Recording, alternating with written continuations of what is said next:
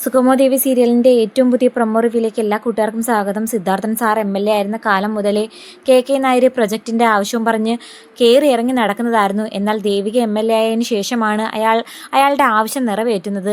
രാമപുരം നിയോജകമണ്ഡലത്തിലെ ജനങ്ങൾക്ക് ബുദ്ധിമുട്ടുണ്ടാക്കുന്ന പ്രൊജക്റ്റ് ആണെന്ന് കരുതിയിട്ട് തന്നെയാണ് സിദ്ധാർത്ഥൻ സാർ ആ പ്രൊജക്റ്റ് അംഗീകരിച്ചു കൊടുക്കാതിരുന്നത്. എന്നാൽ ദേവികയ്ക്കും ആ പ്രശ്നങ്ങളെല്ലാം മനസ്സിലായിട്ടും അമ്മയ്ക്കും അതുപോലെ നന്ദനും വഴങ്ങേണ്ടി വന്നു. ആ പ്രൊജക്റ്റിന് ഒപ്പിട്ട് കൊടുക്കുന്നുണ്ട്. അതിൻ്റെ പേര് തറക്കല്ലിടാൻ വേണ്ടിയിട്ട് ഡേറ്റും മുഹൂർത്തവും ഒക്കെ കണ്ടുപിടിച്ചതിന് ശേഷം KK നായർ ആ ഒരു സന്തോഷം അറിയിക്കാൻ ചന്ദ്രോത്ത് വീട്ടിലേക്ക് വരുന്നുണ്ട്. ചന്ദ്രോത്ത് വീട്ടിലേക്ക് വരുമ്പോഴത്തേക്കും അദ്ദേഹത്തെ കാണുന്നത് മറ്റാരുമല്ല, സിദ്ധാർത്ഥൻ സാറാണ്. സ്നേഹത്തോടെയും സന്തോഷത്തോടെയും ആ ഒരു തറക്കല്ലിടുന്ന ദിവസവും ലെറ്ററും സിദ്ധാർത്ഥൻ സാറിന് കൊടുക്കുമ്പോഴത്തേക്കും സാറ് പറയുന്നു, ഇയാളുടെ കാര്യം നോക്കിയപ്പോൾ എനിക്ക് ഇതിനെക്കുറിച്ച് സംസാരിക്കാൻ താല്പര്യമില്ല. സന്തോഷമുള്ളൊരു മുഹൂർത്തമല്ലേ, അതുകൊണ്ട് സാറിത് കൈപ്പറ്റണമെന്ന് പറയുമ്പം ഇതത്ര സന്തോഷം തരുന്നൊരു വാക്കല്ല. എന്തായാലും താനൊരു കാര്യം മറക്കണ്ട, ഈ പ്രൊജക്റ്റ് യാഥാർത്ഥ്യമാകാൻ ഞാൻ ജീവിച്ചിരിക്കാൻ നടക്കില്ല. അതിനു വേണ്ടിയിട്ട് എൻ്റെ നല്ലവരായിട്ടുള്ള ജനങ്ങളും കൂടെ കാണും എന്നൊക്കെ പറയുമ്പോൾ സാറൊന്ന് ചുമ്മാ ഇരിക്കുക. സാറും അതുപോലെ ദേവിക മേഡും ഒക്കെ ഒരുപാട് പറഞ്ഞിരുന്നു KK നായരുടെ പ്രൊജക്റ്റ് യാഥാർത്ഥ്യമാകാൻ അനുവദിക്കില്ലെന്ന്. ഒടുക്കം ദേവിക മോള് തന്നെയല്ലേ എനിക്ക് ഈ പ്രൊജക്റ്റ് അനുവദിച്ച് തന്നേ എന്നൊക്കെ പറഞ്ഞുകൊണ്ട് നിൽക്കവേ പ്രഭാവതി ആണെങ്കിൽ അങ്ങോട്ടേക്ക് വരുന്നുണ്ട്. അപ്പം പ്രഭാവതി കാണുന്നുണ്ട് സിദ്ധാർത്ഥൻ KK നായരോട് ഒരുപാട് ചൂടാവുന്നത്. ശരിക്കും പറഞ്ഞാൽ ഈ പ്രൊജക്റ്റ് യാഥാർത്ഥ്യമാകാൻ പ്രഭാവതിക്കും ഇഷ്ടമൊന്നും ഉണ്ടായിരുന്നില്ല. എങ്കിലും നന്ദനെ രക്ഷിക്കാൻ വേണ്ടിയിട്ട് ഋഷിയുടെ കൊലപാതക കേസ് ഒളിപ്പിക്കാൻ വേണ്ടിയിട്ട് എസബല്ല ആവശ്യപ്പെട്ട ഏക ഒരു പോംവഴി ഇതായിരുന്നു. അതിന് വേണ്ടിയിട്ടാണ് കൂട്ടുനിന്നത്. അതുകൊണ്ട് തന്നെ അതിനൊരു തർക്കം ഉണ്ടാക്കണ്ട എന്ന രൂപത്തിൽ സിദ്ധാർത്ഥൻ സാറിനെ ഓരോന്നും പറഞ്ഞ് പിൻവലിക്കുന്നുണ്ട്. ശേഷം നമ്മുടെ KK നായരാണെങ്കിൽ ദേവിയെ കാണുകയും അതുപോലെ തറക്കല്ലിടുന്ന ദിവസം അവളെ അറിയിക്കുകയും ചെയ്യുന്നു. അതോടെ ദേവിയയ്ക്ക് കുറ്റബോധം സഹിക്കുന്നതിനും അപ്പുറം ആകുന്നുണ്ട്. എന്തായാലും നിങ്ങൾ ആഗ്രഹിച്ച കാര്യം നടന്നില്ലേ, എന്തു തന്നെ പ്രശ്നം ഉണ്ടായിരുന്നെങ്കിലും ഈ പ്രൊജക്റ്റ് ഒപ്പിട്ട് തരാൻ പാടില്ലായിരുന്നു. ഇതിൻ്റെ പേരിൽ ജനങ്ങളും അതുപോലെ എൻ്റെ കൂടപ്പിറപ്പും വീട്ടുകാരും എല്ലാം എന്നെ വെറുത്തു. രാഷ്ട്രീയ ജീവിതത്തിൽ എനിക്ക് കൈപിടിച്ചു തന്ന എൻ്റെ അച്ഛൻ പോലും ഇപ്പോൾ എന്നോട് നേരിട്ട് സംസാരിക്കില്ല എന്നൊക്കെ പറഞ്ഞവൾ വിഷമിക്കുന്നത് കണ്ടിട്ട് KK നായർ പറയുന്നു, മോള് വിഷമിക്കേണ്ട, എന്തായാലും അധികം താമസിക്കാതെ മോള് ചെയ്തതാ ശരിയെന്ന് സിദ്ധാർത്ഥൻ സാറ് മനസ്സിലാക്കുന്ന ആ ഒരു നിമിഷം വരുമെന്ന് പറഞ്ഞ് KK നായർ സന്തോഷത്തോടെ ആ ഒരു ലെറ്ററൊക്കെ കൊടുത്തതിന് ശേഷം പോകുന്നു. അതും കൂടി ആകുമ്പോഴത്തേക്കും സിദ്ധാർത്ഥൻ സാറിന് നല്ല ദേഷ്യമാകുന്നു. എന്തായാലും ഇപ്പം കൈക്കൂലി അഴിമതി എല്ലാം ചന്ദ്രോത്ത് വീട്ടിൻ്റെ പടി കയറി വരാൻ തുടങ്ങി അല്ലേ എന്ന് ദേവികയോട് കുത്തി ചോദിച്ചുകൊണ്ട് അദ്ദേഹം അങ്ങ് അകത്തേക്ക് കയറി പോകുമ്പോഴത്തേക്കും പ്രഭാവതി ദേവിയോട് പറയുന്നു, മോള് വിഷമിക്കേണ്ട, സിദ്ധുവിന് ആ ഒരു ദേഷ്യം കൊണ്ട് പറഞ്ഞതാ. മോൾ ഏത് കാരണം കൊണ്ടാ ഈ പ്രൊജക്റ്റ് ഒപ്പിട്ട് കൊടുത്തിയെന്നുള്ള കാര്യം എനിക്കും നന്ദുവിനൊക്കെ അറിയാമല്ലോ. അതുകൊണ്ട് ഞങ്ങൾ ആരും മോളെ കുറ്റപ്പെടുത്തില്ല എന്ന് സമാധാനിപ്പിച്ചതിന് ശേഷം പോകുമ്പോൾ ദേവിക പറയുന്നു, കുറ്റപ്പെടുത്തിയാലും ഇല്ലേലും എൻ്റെ ജീവിതത്തിൽ എന്തൊക്കെയോ അനർത്ഥങ്ങൾ വരാൻ പോകുന്നു. അതിൻ്റെ ഒരു തുടക്കം മാത്രമാണ് ഇതെന്നാണ് എനിക്ക് തോന്നുന്നത്. എന്തായാലും അച്ഛനും ശാരികയും അതുപോലെ ഗിരീഷേട്ടനും ഒക്കെ എന്നെ വെറുത്തു.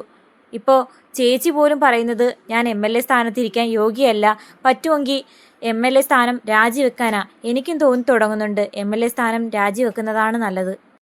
ജനങ്ങളോട് നീതി പുലർത്താൻ പറ്റാത്ത എനിക്കൊന്നും പറഞ്ഞിട്ടുള്ള കാര്യമല്ല ഈ MLAയും രാഷ്ട്രീയ ജീവിതമൊക്കെ എന്നൊക്കെ പറയുമ്പോൾ പ്രഭാവതിയാണെങ്കിൽ അവളെ സമാധാനിപ്പിക്കുന്നു. മോൾ എടുത്തു ചാടിയൊന്നും ഒരു തീരുമാനം എടുക്കരുത്. അങ്ങനൊരു സാഹചര്യത്തിൽ മോൾക്ക് ഈ ഒരു പ്രൊജക്റ്റ് ഒപ്പിട്ട് കൊടുക്കേണ്ടി വന്നു. അത് ഞാനും നന്ദനും കാരണമാണ് മോൾ അങ്ങനെ ഒരു തെറ്റ് ചെയ്തത്. അല്ലാതെ മോള് ജനങ്ങൾക്ക് ഏറ്റവും നല്ലൊരു MLA തന്നെയായിരിക്കും എന്നുള്ള കാര്യം എനിക്ക് ഉറപ്പുണ്ട്. ഞാൻ ജയിച്ചായിരുന്നെങ്കിൽ എനിക്കൊരിക്കലും മോള് പെരുമാറുന്നത് പോലെ അല്ലെങ്കിൽ മോള് ജനങ്ങളോട് കാണിക്കുന്ന ആ ഒരു അനുകമ്പയോട് പെരുമാറാൻ പറ്റുമെന്ന് തോന്നിയിട്ടേ ഇല്ല. ആ കണക്കിൽ മോള് തന്നെയാണ് ശരിയെന്ന് എനിക്ക് പലപ്പോഴും തോന്നാറുണ്ട് എന്ന് പറയുമ്പോൾ ദേവികയാണെങ്കിൽ പൊട്ടിക്കരയുന്നുണ്ട്. അതേസമയം അരുന്ധതി ക്ഷേത്രത്തിൽ പോയി തൊഴുകുന്നുണ്ട്. മനസ്സുരുകി തൻ്റെ വിഷമം പറയുന്ന സമയത്ത് പോലീസും നിയമവും നീതിയും എല്ലാം എന്നെ കൈവിടിഞ്ഞു. ഇനി ആരായിരിക്കും എനിക്കൊരു ആശ്രയമായിട്ട് വരുന്നതെന്ന് പറയുമ്പോൾ നമ്മുടെ ദേവിക കറക്റ്റ് ടൈമിന് വന്ന് അരുന്ധതി മേഡത്തെ വിളിക്കുന്നുണ്ട്. മേഡമെന്ന് വിളിക്കുമ്പം പ്രതീക്ഷയോടെ അവർ തിരിഞ്ഞു നോക്കുമ്പം ദേവികയോ എന്താ ഇവിടെ? എനിക്കറിയാം മേഡം ഇപ്പോൾ ഇങ്ങോട്ടേക്ക് വന്ന് കാണുമെന്ന്. മേഡം വിഷമിക്കേണ്ട, അധികം താമസിക്കാതെ ഋഷിയെക്കുറിച്ച് എന്തെങ്കിലും സൂചന കിട്ടുന്നതായിരിക്കും. ഞാനും അതിനേക്കാളും വലിയൊരു പ്രതിസന്ധിയിലൂടെയാണ് കടന്നു പോകുന്നത് എന്നൊക്കെ പറയുമ്പോൾ ഒന്നുമില്ലെങ്കിൽ ദേവിക എന്നോടൊപ്പം കൂടെ നിന്നല്ലോ, ആ ഒരു കാര്യത്തെക്കുറിച്ച് ഓർത്ത് എനിക്ക് അഭിമാനമുണ്ട്. ഞാനെന്തായാലും ദേവിക MLA ആക്കാൻ തുനിഞ്ഞിറങ്ങിയത് ഒരു മണ്ടത്തരമായില്ലെന്ന് ദേവികയുടെ പെരുമാറ്റത്തിൽ നിന്നും എനിക്ക് മനസ്സിലായി. അങ്ങനെ സന്തോഷത്തോടെ അവർ പിരിയുന്ന സമയം ത്യാഗരാജനാണെങ്കിൽ അരുന്ധതി മേഡത്തെ കാണാനായിട്ട് അവരുടെ വീട്ടിലേക്ക് വന്നിരുന്നു. CP ആണെങ്കിൽ ക്ഷേത്രത്തിൽ പോയി വരുന്ന അരുന്ധതി മേഡത്തെ വെയിറ്റ് ചെയ്തിരിക്കുമായിരുന്നു. അങ്ങനെ ത്യാഗരാജൻ്റെ ഓരോ മണ്ടത്തരം വർത്താനവും, അതായത് ഋഷി എത്രയും നാളുകൊണ്ട് കാണുന്നില്ല, ഇനി അവനെ അന്വേഷിച്ചിട്ട് കാര്യമൊന്നുമില്ല, അവൻ ചിലപ്പോൾ മേലോട്ടേക്കും കാണും പോയി കാണും എന്ന് പറയുമ്പോൾ അരുന്ധതി ആണെങ്കിൽ ത്യാഗരാജനോട് വല്ലാതെ ചൂടാവുന്നു. താൻ എന്താ പറഞ്ഞു വരുന്നത്? എൻ്റെ ഋഷി മരിച്ചു കാണുമെന്നാണോ? അയ്യോ അല്ല മേഡം എന്ന് പറഞ്ഞ് തല്ല് കൊള്ളാതിരിക്കാൻ വേണ്ടി മറിഞ്ഞു നിൽക്കുന്ന സമയത്ത് മേലത്തെ നിലയിൽ നിന്ന് എന്തോ ഒരു തട്ടലും മുട്ടലും സൗണ്ട് കേൾക്കുന്നു. അത് കേട്ടതും ത്യാഗരാജനാണെങ്കിൽ മീരയുടെ ആത്മാവ് ശല്യം ചെയ്യാൻ വരുന്നു എന്നുള്ളൊരു പേടി ഇപ്പോഴും അയാളെ അലട്ടുന്നുണ്ട്. അപ്പം ആ പ്രേതത്തിലും ആത്മാവിലും ഒക്കെ ഭയങ്കരമായിട്ട് വിശ്വസിക്കുന്ന അയാൾക്ക് മേലേക്ക് പോയി നോക്കാൻ ധൈര്യമില്ല. അതേസമയം നിങ്ങൾ ആരും നോക്കണ്ട, ഞാൻ തന്നെ പോയി നോക്കിക്കോളാം എന്ന് പറഞ്ഞ് അരുന്ധതി ആണെങ്കിൽ മേലേക്ക് കയറി ചെല്ലുമ്പോഴത്തേക്കും അവിടെ നിൽക്കുന്ന ആളെ കണ്ട് ആകെ ഞെട്ടുന്നു. മറ്റാരുമല്ല, സ്വന്തം മകൻ രഹസ്യമായിട്ട് റൂമിൽ കയറി വന്ന് നിൽക്കുന്നുണ്ട്. ഇത്രയും നാൾ എവിടെയായിരുന്നു, എന്തിനു വേണ്ടിയിട്ടാണ് തൻ്റെ നിന്നും മറഞ്ഞു നിന്നേ എന്നുള്ള കാര്യമൊക്കെ ചോദിച്ച് അരുന്ധതി പൊട്ടിത്തെറിക്കുന്നതും കാണിച്ചുകൊണ്ടാണ് എപ്പിസോഡ് അവസാനിക്കുന്നത്. അപ്പോൾ കാത്തിരിക്കാം. ദേവികയെയും അതുപോലെ നന്ദനെയും കുരുക്കിയത് ഋഷിയാണെന്ന് തുറന്നു പറയുമ്പം ഇനി അരുന്ധതി എന്ത് തീരുമാനമെടുക്കും? കാത്തിരിക്കാം.